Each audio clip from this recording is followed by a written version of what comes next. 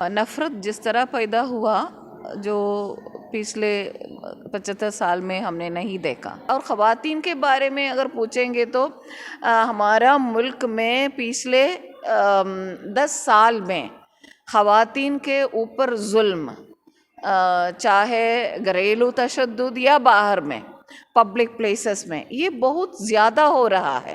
तो हमारा constitution secular है तो हुकूमत भी सेक्युलर होना चाहिए, और मज़हब को पॉलिटिक्स में लाके नेगेटिव इस्तेमाल हो रहा है। ये हैं रहमतुन्निसा ए, जमात इस्लामी हिंद के वीमेंस डिपार्टमेंट की सेक्रेटरी। 24 और 25 फरवरी को वे पटना में थीं।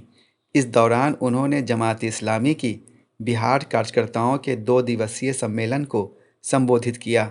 उन्होंने मुस्लिम महिलाओं को सशक्त बनने, बेहतर समाज के निर्माण में सहयोग करने और लोकतांत्रिक रूप से अपने अधिकार हासिल करने के तरीक़े बताए। इस मौके पर उन्होंने बिहार लोक संवाद से 2024 के लोकसभा चुनाव को लेकर ख़ास बातचीत की। लोकसभा का इलेक्शन अब बिल्कुल नज़दीक है। पिछला 10 साल एक ख़ातून के नज़रिए से आप इस पूरे 10 साल को किस तरह से देखती हैं? ये पूरे 10 साल में नफ़रत जिस तरह पैदा हुआ जो पिछले 75 साल में हमने नहीं देखा। तो हर एक दूसरे को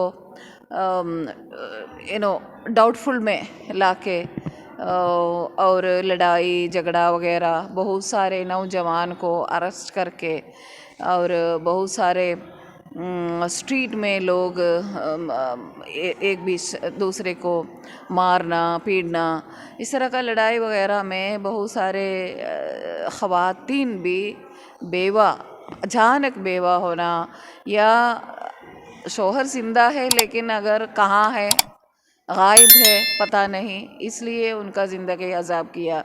और बहुत सारे नौजवान या लोग जेल में जाके, तो इस तरह का सिलसिले में बहुत सारे ख़वातीन अभी परेशान हैं। इसको ख़त्म करना है और ज़्यादा बेटी बचाओ बेटी पढ़ाओ ये सिर्फ एक पॉलिटिकल स्लोगन बन के हो रहा है, लेकिन असल में हर बेटी परेशान में है।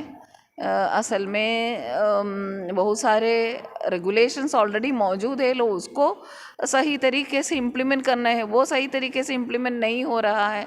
फिर भी अलग अलग कम्युनिटीज़ को, ख़ास तौर पर मुस्लिम कम्युनिटी को डीमोनाइज करने के लिए बहुत सारे नया लीगल बिल्स वगैरह पास करना, इस तरह का नहीं चलेगा। असल में क्या होना चाहिए, एक शांति का माहौल पैदा करना है, यही है गवर्नमेंट का काम। और उसके बाद एजुकेशन में तवज्जो होना चाहिए और डेवलपमेंटल इश्यूज़ में तवज्जो होना चाहिए। बेरोज़गार, बहुत सारे लोग बेरोज़गार बन के रह रहे हैं, तो उधर तवज्जो होना चाहिए। और ख़वातीन के बारे में अगर पूछेंगे तो हमारा मुल्क में पिछले 10 साल में ख़वातीन के ऊपर जुल्म, चाहे घरेलू तशद्दुद या बाहर में पब्लिक प्लेसेस में, ये बहुत ज़्यादा हो रहा है। पब्लिक प्लेसेस फीमेल फ्रेंडली होना चाहिए, लेकिन अभी अमन दूर की बात हो रहा है, तो ख़वातीन के लिए ज़िंदगी और मुश्किल में डाल दिया।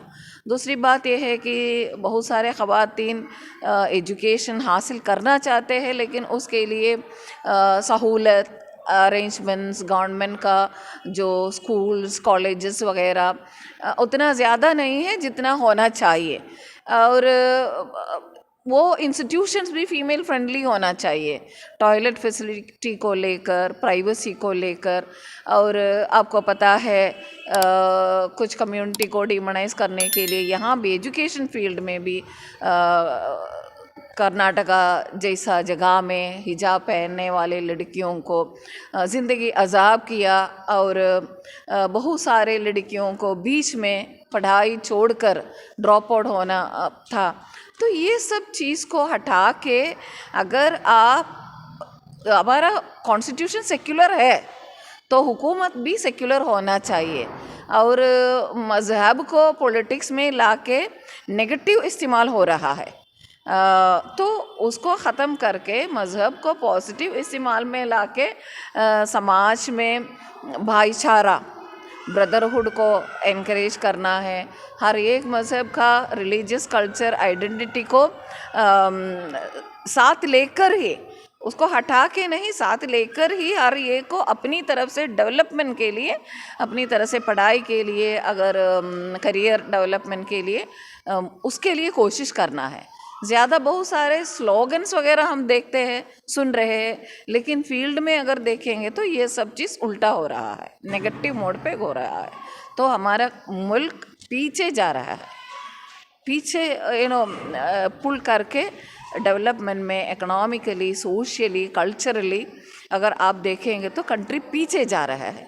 तो उसके आगे बढ़ने के लिए हम सब लोग मिलकर काम करना है। Election commission of India voting percentage को बढ़ाने के लिए काफ़ी मुहिम चलाती रहती है। ख़ास तौर से मुस्लिम ख़वातीन वोट दें, 100% वोट कास्ट करें, इसके लिए आप लोग क्या पैगाम देती हैं? हमारा भी अपील ये है कि हर एक अपना ये जिम्मेदारी अदा करना है, सोच समझ कर भी करना है, क्योंकि ये हमारा जिम्मेदारी है कि हमारा रूलर्स कौन होना चाहिए, हमारा रिप्रेजेंटेटिव्स असेंबली में, लोकल असेंबली में, पार्लियामेंट में कौन होना चाहिए, हमारा आवाज़ उठाने वाला कौन होंगे, और अमन के लिए क्या है, जस्टिस के लिए कौन काम करेंगे, वो देखकर वैल्यू बेस्ड पॉलिटिक्स को एनकरेज करके, ये नफ़रत को ख़त्म करके हर एक अपना ये ड्यूटी, वोटिंग करने का ड्यूटी अदा करना है। उसके लिए लोगों को एजुकेट करने का काम में हम भी लगे हुए हैं। हम भी लोगों से ये अपील कर रहे हैं, ख़वातीन से भी कह रहे हैं कि ये आप एक सिटीज़न होने के नाते ये आपकी ज़िम्मेदारी है, एक सिविलियन का ज़िम्मेदारी है अपना रिप्रेजेंटेटिव, रूलर्स हम नहीं कह सकता है, रिप्रेजेंटेटिव कौन होना चाहिए, और कॉन्स्टिट्यूशन के मुताबिक हर एक को अपना जो राइट्स कॉन्स्टिट्यूशन ने दिया, इक्वल राइट्स ख़वातीन के लिए और मर्द के लिए, ये इंश्योर करने के लिए वोटिंग करना है।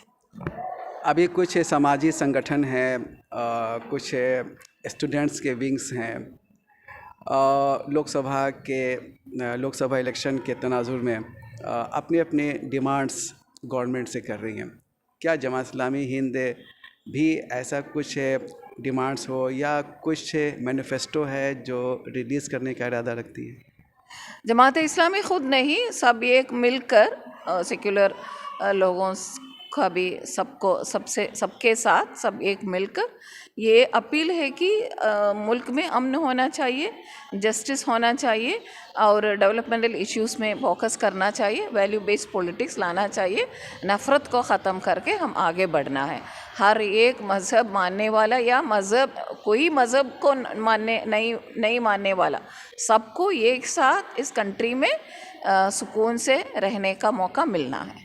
जैसा कि आपने कहा कि समाज में भाईचारा पैदा हो, इसके लिए सद्भावना मंच और भी इस तरह की चीज़ें तैयार हो रही काम हो रहा है उस पर। क्या ख़वातीन का भी ऐसा कुछ विंग है जो इस फील्ड में, ख़ास तौर से आपने देखा कि हिंदुओं की औरतों में एक धार्मिक कट्टरता आ रही है, तो उसको ख़त्म करने के लिए ख़वातीन के लेवल पर क्या कुछ हो सकता है? ख़वातीन अगर मिलकर काम करेंगे तो बहुत ज़्यादा हमारा मुल्क में चेंजेस ला सकता है। तो उसके लिए हम ये सद्भावना मंच जैसा फोरम्स, FDCA जैसा फोरम्स बना के और अलग अलग जगह में, अलग अलग स्टेट्स में बहुत सारे दूसरा भी इस तरह का फोरम्स बना के, NGOs बना के, ट्रस्ट बना के एक साथ मिलकर वहाँ का ज़रूरत क्या है, चाहे एजुकेशन, चाहे लिटरेसी, चाहे रोज़गार के लिए काम करना, लोगों को स्किल डेवलपमेंट के लिए काम करना, इस तरह का कामों को लेकर कोशिशें हो रहा है। आप तो पूरे हिंदुस्तान में जाती हैं, एक तरह से ये हाल के दिनों में देखा गया है कि मुस्लिम रिप्रेजेंटेशन चाहे वो पार्लियामेंट में हो या विधानसभा में हो, असेंबलीज़ में हो, वो घटा है। वो एक अलग मसला है। आपने क्या ये महसूस किया है कि मुस्लिम औरतों में, लड़कियों में ऐसी क्षमता है, सलाहियत है जो रिप्रेजेंट अपने समाज को कर सकती हैं? क्या उनको उभारने के लिए आप लोग क्या कर रहे हैं? मुस्लिम लड़कियों के अंदर, मुस्लिम ख़वातीन के अंदर नेचुरली भी ये इस तरह का सलाहियत मौजूद है। वो उनका रिलीजियस आइडेंटिटी का हिस्सा है, उनका कल्चरल आइडेंटिटी का भी हिस्सा है, क्योंकि कुरान मजीद में भी ये बात शामिल है कि जहाँ भी हो आप लोग कुंतुम खैर उम्मतन, आप खैर उम्मत बनकर इंसान के लिए, उखरिजतुल लिन्नास, उन इंसान के लिए खड़े होकर काम करना है, अमन के लिए काम करना है, आदिल के लिए काम करना है। तो इसलिए ख़वातीन के अंदर और नौजवान लड़कियों को अंदर ये चीज़ शामिल है। लेकिन अभी हमारा मुल्क में प्रॉब्लम ये है कि मौका नहीं मिलते हैं। ये प्रॉब्लम अपॉर्चुनिटी का है, सलाहियत का नहीं है। सलाहियत ऑलरेडी मौजूद है। जब भी मौका मिलते हैं, हमारा नौजवान लड़कियां, मुसलमान लड़कियां और लेडीज़ ख़वातीन ने अपना ताकत प्रूव किया। ये शाहीन बाग मूवमेंट इसका एक अच्छा मिसाल है। और ये हिजाब का भी जब बैन हुआ, हमारा ख़वातीन, नौजवान लड़कियों ने किस तरह उसको रेसिस्ट किया, तो वो एक अच्छा मिसाल है। बहुत सारे लड़कियां ने उस दौरान उसी स्टेट में, मुसलमान लड़कियां, हिजाब पहनने वाले लड़कियां रैंक्स वगैरह लेकर हासिल करके हर फील्ड में, हर मैदान में अपना टैलेंट और अपना जो इम्पोर्टेंस, सलाहियत प्रूव किया है। तो प्रॉब्लम सलाहियत का नहीं, प्रॉब्लम अपॉर्चुनिटी का है, जो हटाने के लिए, जो ख़त्म करने के लिए, वो रिड्यूस करने के लिए मौजूदा हुकूमत कोशिश कर रहे हैं। तो इसलिए हम ये कोशिश होना चाहिए कि हमारे लिए जो हुकूमत होना चाहिए वो सबको, सबका विकास एक साथ करने के लिए कोशिश करेंगे। बहुत बहुत शुक्रिया।